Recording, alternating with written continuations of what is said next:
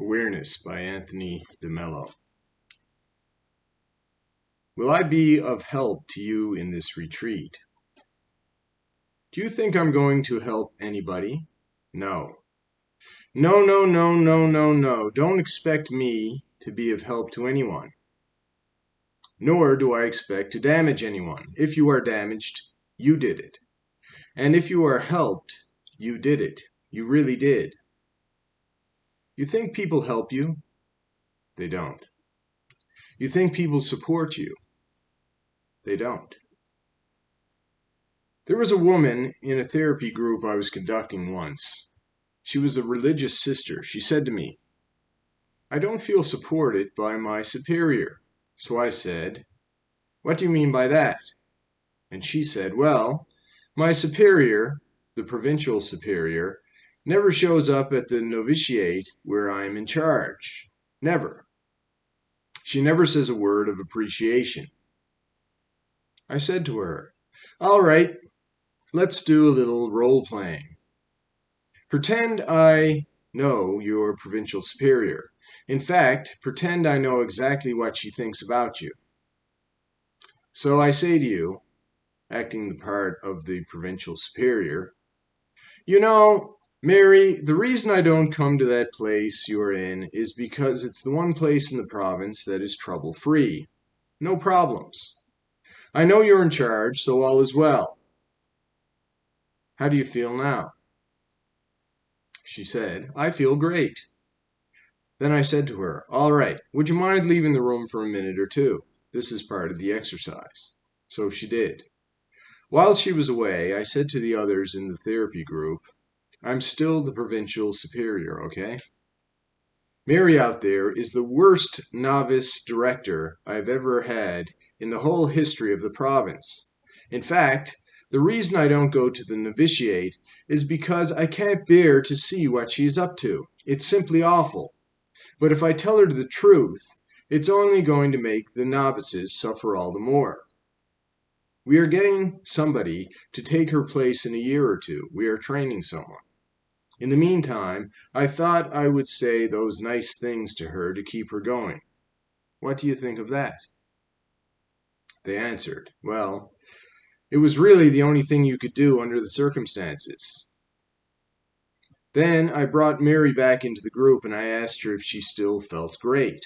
'Oh yes,' she said. Poor Mary. She thought she was being supported when she wasn't. The point is that most of what we feel and think we conjure up for ourselves in our heads, including this business of being helped by people. Do you think you help people because you are in love with them? Well, I've got news for you. You are never in love with anyone. You're only in love with your prejudiced and hopeful idea of that person. Take a minute to think about that. You are never in love with anyone. You are in love with your prejudiced idea of that person. Isn't that how you fell out of love? Your idea changes, doesn't it? How could you let me down when I trusted you so much? You say to someone. Did you really trust them? You never trusted anyone. Come off it. That's part of society's brainwashing. You never trust anyone. You only trust your judgment about that person. So what are you complaining about? The fact is that you don't like to say, "My judgment was lousy." That's not very flattering to you, is it? So you prefer to say, "How could you have let me down?" So there it is. People don't really want to grow up. People don't really want to change. People don't really want to be happy. As someone so wisely said to me, don't try to make them happy. You'll only get in trouble. Don't try to teach a pig to sing. It wastes your time and it irritates the pig.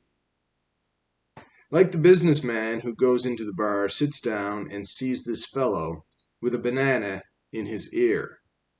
A banana in his ear. And he thinks, I wonder if I should mention that to him. No, it's none of my business, but the thought nags at him. So after having a drink or two, he says to the fellow, "Excuse me, um, you've got a banana in your ear." The fellow says, "What?" The businessman repeats, "You've got a banana in your ear." Again, the fellow says, "What was that?" "You've got a banana in your ear," the businessman shouts. "Talk louder," the fellow says. "I've got a banana in my ear." So it's useless. Give up, give up, give up, I say to myself. Say your thing and get out of here. And if they profit, that's fine. And if they don't, too bad. Well, there you have it. So what's this all about? It's basically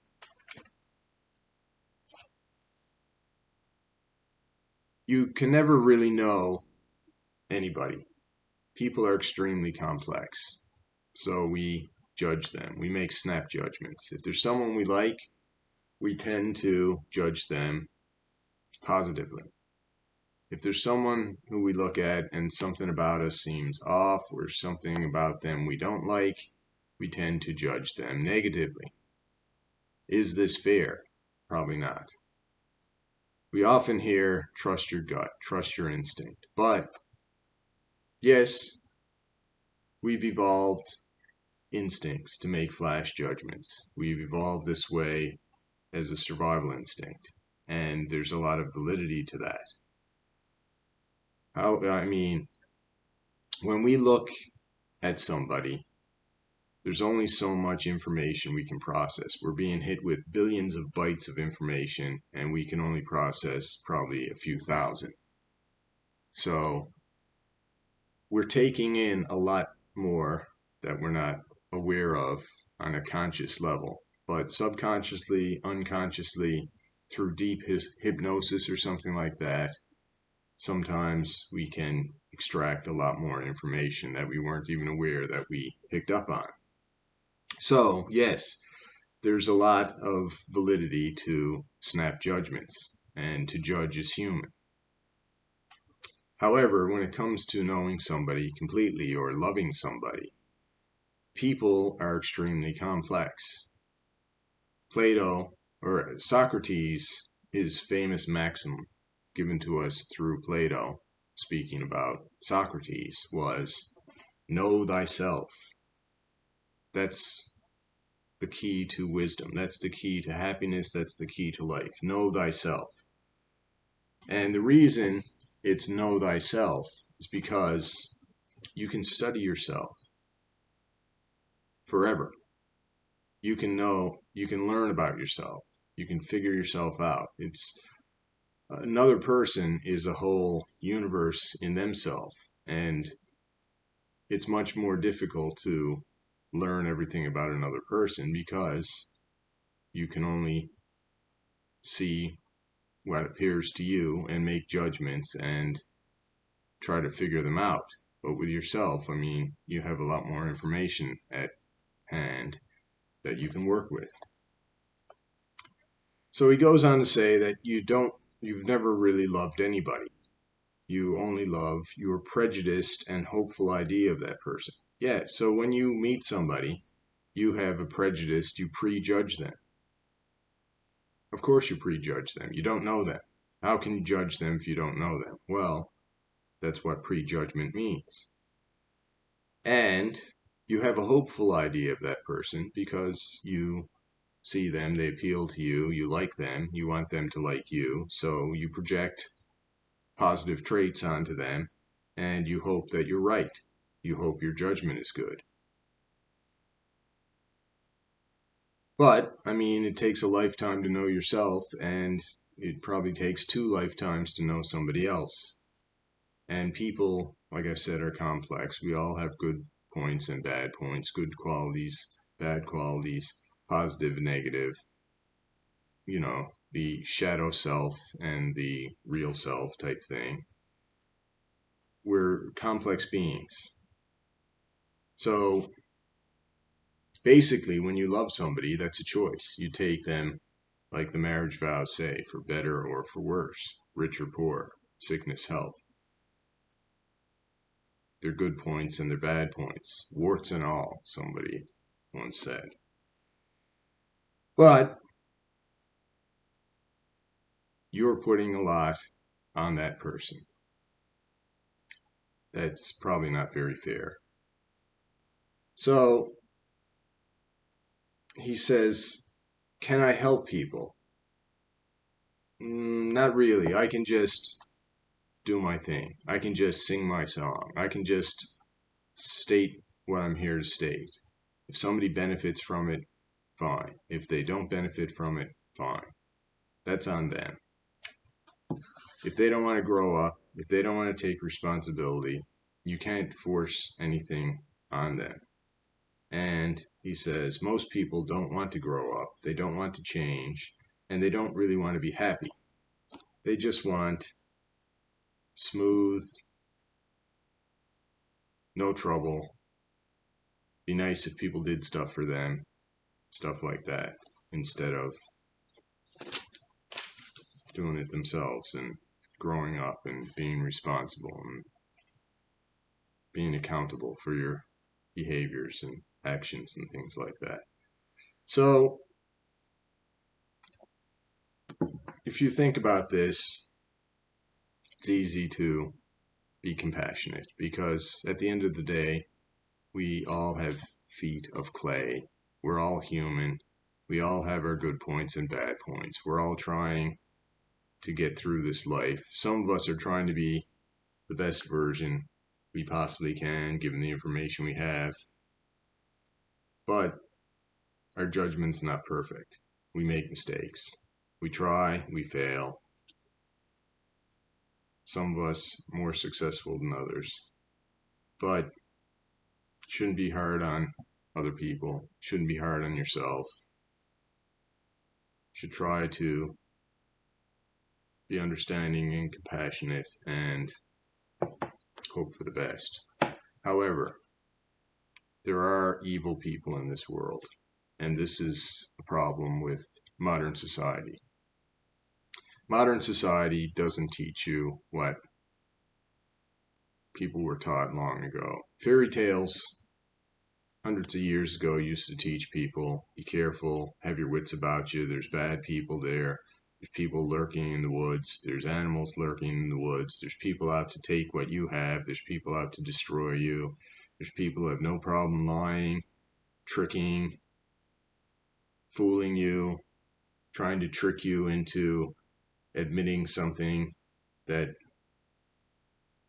they have no idea about, but they're just on a fishing expedition type thing, or they're trying to steal what you have, or they're trying to brainwash you, they're trying to control you. Unfortunately, these people exist.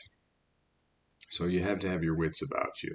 This idea of everybody wants love and everybody is just like you and everybody was a child once. Well, there's some truth to that, but there are truly evil people in this world, and there are people out there who are not out for your best interest. And this is a terrible part of our modern life, and a big part of self-defense is awareness of this fact. There are good people, there are bad people. How do you really know somebody? Most of it you've dreamt up in your head about this person. But watch their actions more so than their words, and trust your gut to a degree, trust your judgment to a degree, but keep your mind plastic. Be changeable. You don't have to hang on to your opinions forever. New information comes in, you can change your opinion. Anyway, this video is getting a little bit long, so remember, who loves you, baby? This guy. Till next time, stay safe. Goodbye. Love you.